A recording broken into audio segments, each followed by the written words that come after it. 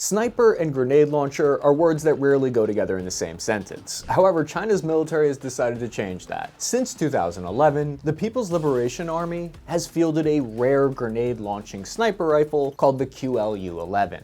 And it's definitely extra. From a Western military point of view, the design seems unnecessary, but China's deployment of the sniper rifle that yeets grenades might actually have some merit behind it, especially for the type of potential conflicts they could face. Later on, we'll learn how China's already used this weapon in combat. But why have a grenade-launching sniper rifle in the first place? The PLA, like all modern militaries, already has a wide range of grenade launchers in use. You've got your 35mm QLG-10, it's an under-barrel grenade launcher which basically serves the same purpose as the American M320. It gives infantry fire teams a weapon to cover dead space or just yeet an explosive into a window. Dead space is usually a critical concept to understand with grenade launchers. It typically refers to an area that you can't directly observe or easily cover with fire. It's a zone where you lack visibility to effectively engage targets. Dead space poses a tactical challenge because it provides potential hiding spots for enemy forces. However, on the opposite end of the grenade launching spectrum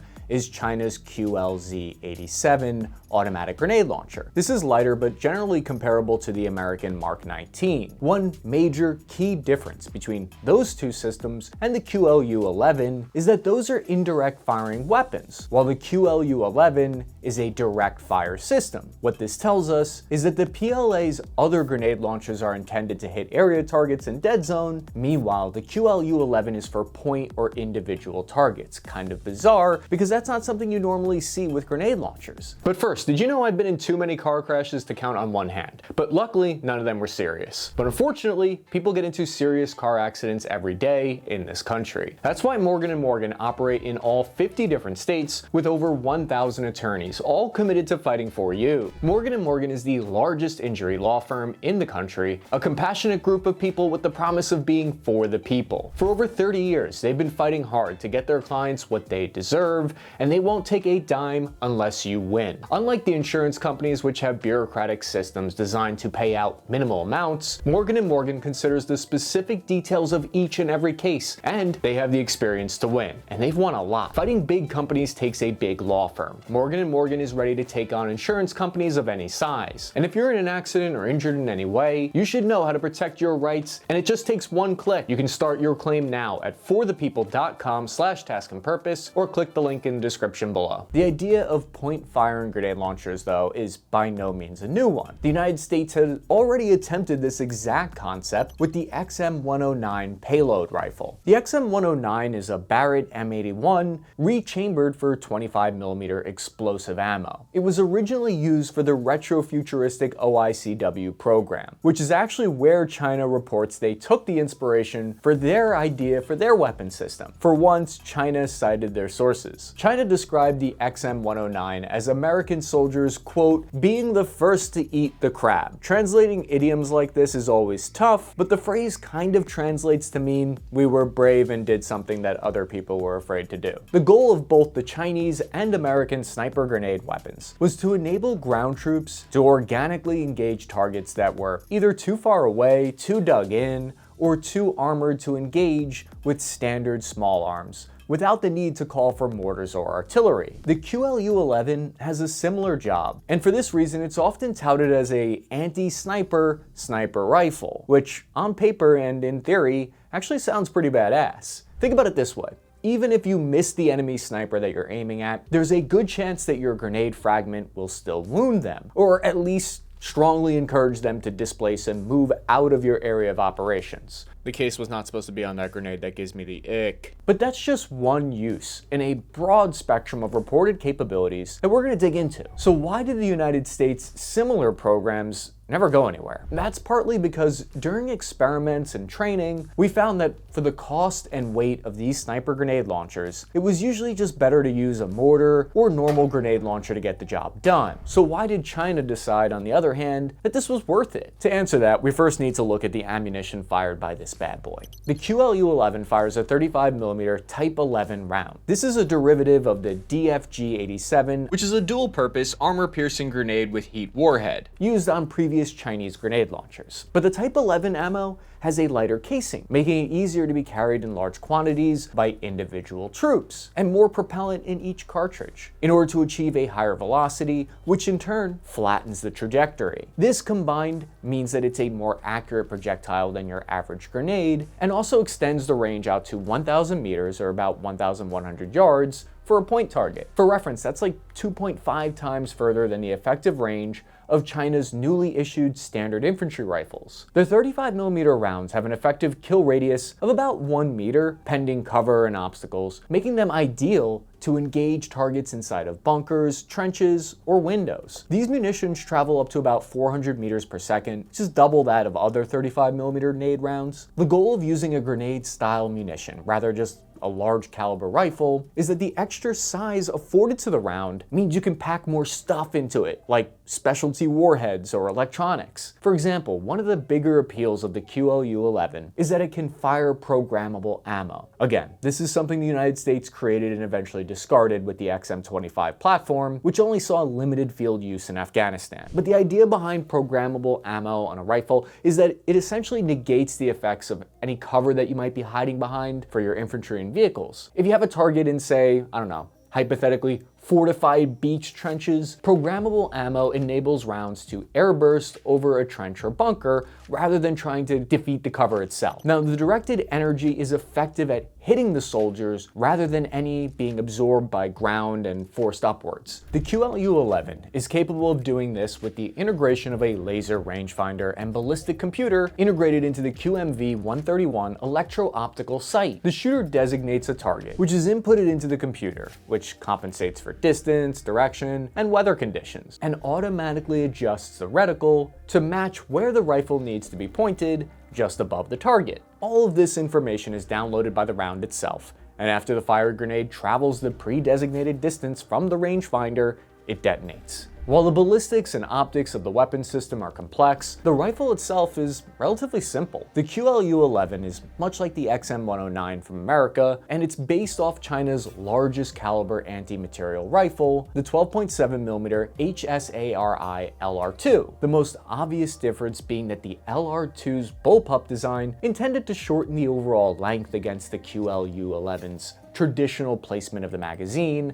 in front of the action. This was done to simplify the integration of programmable ammo, reduce felt recoil, and to make reloading easier for higher rates of fire as needed. The total length of the rifle is about 1,200mm or 3.9 feet long. The non-complex design led to high reported levels of reliability. The current lifespan of the barrel hovers around 2,000 rounds, depending on round type and climate conditions, and mechanical failure rates are reported to be less than 0.3% if you believe what China says. The massive increase in size and propellant of the round means the QLU-11 kicks like a mule. Not just any mule, a mule that hates you personally and wants to dislocate your shoulder. To compensate for this though, it uses an advanced primer ignition blowback system inside of the floating receiver. So two sets of buffer mechanisms within the tube stock and optics rail work in tandem to absorb that recoil and prevent the scope from love tapping the shooter right in the eyeball. Developed by the Hunan Institute of Technology, the QLU-11 is manufactured by, you guessed it, Norinco, which is China's state-owned weapons manufacturer and one of the largest defense contractors in the world. While the QLU-11 is used exclusively by the Chinese military, an export model is available for international buyers, designated the LG-5. The primary difference between the two is that the LG-5 uses NATO Standard 40mm grenade rounds, meaning it can fire any number of ammo fielded by foreign militaries already using that round, including their own programmable airburst munitions. Now, why would China fully commit to an idea that other militaries passed over? The answer comes down to two areas that the PLA expects their next conflict to arise: the mountainous borders with India and on the island of Taiwan. Looking first at the border with India, in the event that China and India upgraded their border conflict from spiked maces and homemade spears to full-scale kinetic conflict, they'd be doing so primarily in unforgiving high-altitude mountain terrain. By extension, this means dismounted infantry with soft skin or light armored vehicles in support would be the name of the game. Adding to this, mountainous terrain lends itself to incredibly long, clear sight lines, so long that it's not uncommon to view an enemy target for extended periods of time, but well outside the maximum range of your squad or platoon small arms. You're basically stuck just throwing up rude hand gestures until you get into the firing range. While systems like man-portable ATGMs and RPGs might be able to reach out that far, they're best saved for when you can actually encounter those vehicles. But you might ask, why not just use a designated marksman or sniper rifle? And to that I say, ballistics. Traditional small arm rounds lose energy the longer they travel. The further your target, the less energy on impact.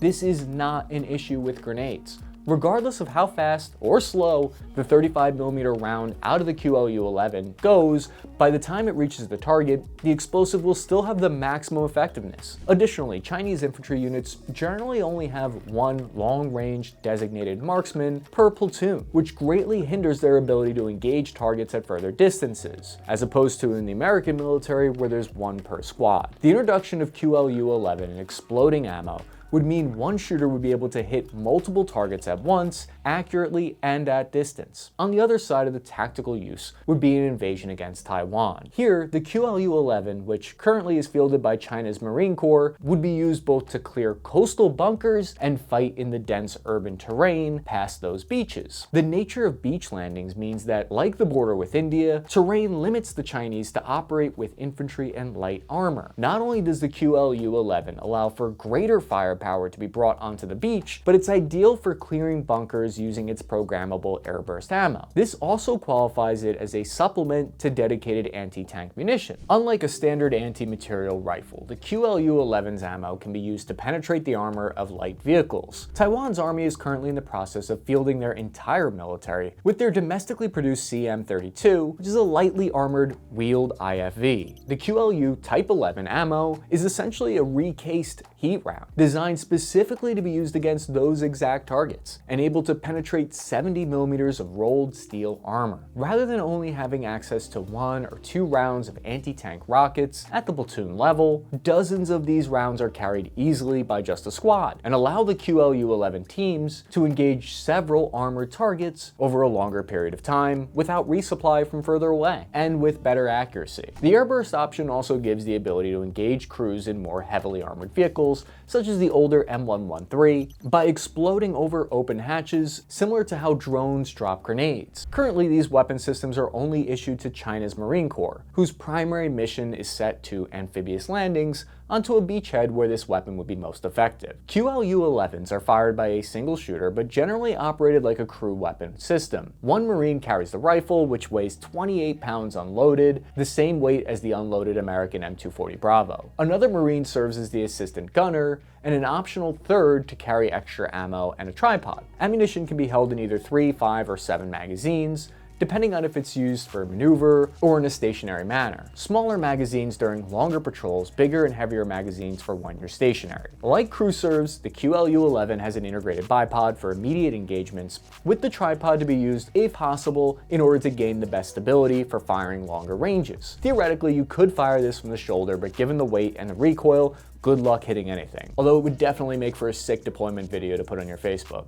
Despite only being used in limited numbers, the QLU-11 has actually seen combat, although limited combat. Just off the coast of the Horn of Africa sits the Gulf of Aden. It's a major shipping route and shares a massive coastline with the northern Somali border. In the late 2000s and early 2010s, the Chinese Navy deployed in the region in an effort to combat piracy that had been plaguing Chinese-owned ships. PLA Marines were tasked with the direct engagement of pirates as they attempted to board, or were already on board commercial boats. There, the QLU-11 saw its first action engaging the small boats used by the Somali pirates. Their use was successful. To no one's surprise, the 35mm military grenade is big enough to destroy a fishing motor from 30 years ago. Exportation of the QLU-11 as the LG-5 has to date only been sent to Saudi Arabia. With the Saudis already using a range of 40mm type ammo, it was an easy addition to their arsenal. The contracts were secured in November of 2018 by Norinco, and by November 2019, videos of Saudi troops in Yemen sporting the LG-5 surface. The video shows the soldier on top of a mountain lookout post, heaving the weapon into a firing position, but not before charging a round into the chamber and pointing it directly at the cameraman. Good thing the cameraman always survives. The LG-5 was used to engage Houthi bunkers from outposts while on tripods, providing cover fire for troops as they maneuvered. Though the QLU-11 has seen some action in Yemen and the Gulf of Aden, it's still relatively unproven as a combat system. Designed to fight in the Himalayas and beaches of Taiwan, so far it's only engaged repurposed fishing boats and Toyota Helixes. Though sounding impressive on paper, China's decision to still only field it in limited numbers to the Marines might be some indication of its actual performance. We'd like to know what you think though. Let us know in the comments if it's a legitimate weapon system or another Wish.com knockoff of an American concept. I'm your average infantryman, Cappy. Please remember to hit the like and subscribe button if you enjoyed this video, and I'll see you guys again soon.